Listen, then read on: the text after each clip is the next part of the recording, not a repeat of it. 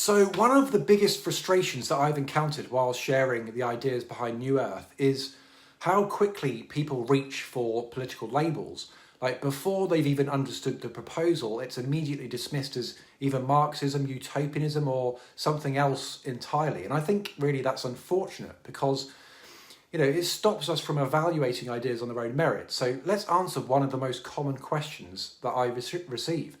And that is this Marxism? And the answer is absolutely not. This isn't a political movement in any way, and it isn't an attempt to replace capitalism. The idea is actually much simpler than that. And it's really about voluntary democratic cooperation to reduce the cost of life's essentials, shelter, energy, food and water, so that people can have greater freedom to live the lives they actually want to live. And beyond those essentials, people remain completely free to innovate or build businesses and exchange goods and services. And, really participate in a market economy exactly as they choose. So I think a lot of these reactions come from looking backwards, really, and history has shown us examples of centralised systems that failed or became oppressive. And we should absolutely learn from them, but we shouldn't assume that every new proposal belongs in one of yesterday's ideological boxes.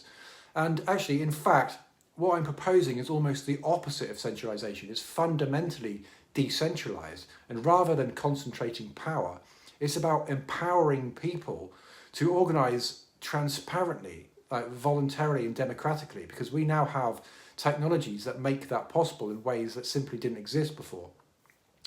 So, my hope isn't to move society further to the left or further to the right. It's to move beyond that way of thinking altogether.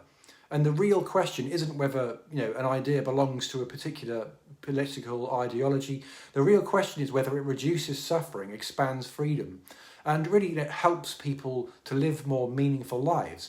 And if it does, then perhaps it's worth judging on its own merits, rather than, the labels we instinctively attach to it.